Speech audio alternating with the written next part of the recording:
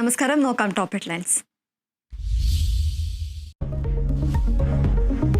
ഗാസയിൽ ഹമാസ് ബന്ദികളാക്കിയ 20 ഇസ്രായേലികളുടെ മോചനം തുടങ്ങി. ആദ്യഘട്ടത്തിൽ മോചിപ്പിച്ചത് 7 ബന്ദികളെ. മറ്റുള്ളവരുടെ മോചനം ഇന്ന് തന്നെ. 250 പലസ്തീൻ തടവുകാരെ ഇസ്രായേൽ മോചിപ്പിക്കും. ഇസ്രായേലിലെത്തി American president Donald Trump.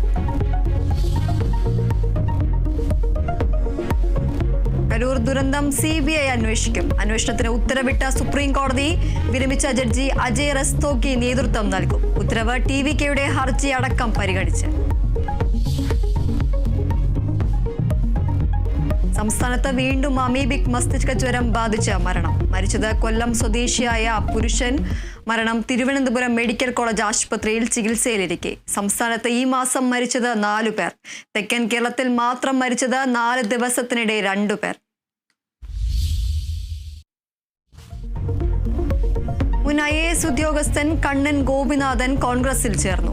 AICC ആസ്ഥാനത്തെത്തി അംഗത്വം സ്വീകരിച്ചു.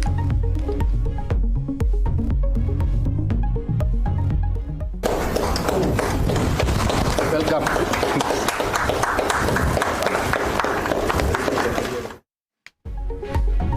തന്റെ യുദ്ധം തെറ്റുകൾക്കെതിരെ എന്ന കണ്ണൻ ഗോപിനാഥൻ. രാജിവെച്ചത് കേന്ദ്ര സർക്കാരിന്റെ നയങ്ങളിൽ പ്രതിഷേധിച്ച്.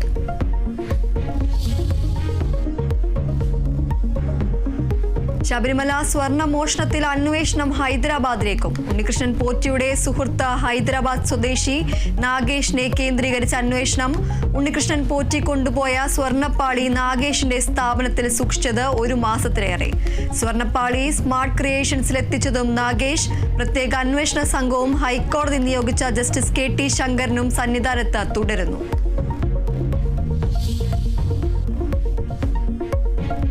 കൊല്ലത്ത് രക്ഷാദൌത്യത്തിനിടെ ഫയർഫോഴ്സ് ഉദ്യോഗസ്ഥൻ ഉൾപ്പെടെ 3 പേർക്ക് ദാരുണാന്ത്യം. സംഭവം നെടുവത്തൂരിൽ കിണറ്റിൽ ചാടിയ സ്ത്രീയെ രക്ഷിക്കാൻ ശ്രമിക്കുന്നതിനിടെ മരിച്ചത് ഫയർഫോഴ്സ് ഉദ്യോഗസ്ഥൻ സോണി. കിണറ്റിൽ ചാടിയ അർച്ചന സുഹൃത്ത് ശിവകൃഷ്ണൻ. അപകടം രക്ഷാപ്രവർത്തനത്തിനിടെ കിണറിന്റെ കൈവരിയിടിഞ്ഞ്.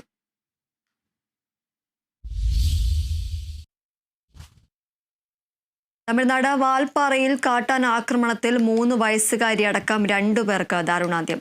മരിച്ചത് വാട്ടർഫോൾ എസ്റ്റേറ്റിലെ ഹേമശ്രീയും മുത്തശ്ശി അസ്ലയും. ആക്രമണം വീട് തകർത്ത് അകത്ത് കയറി.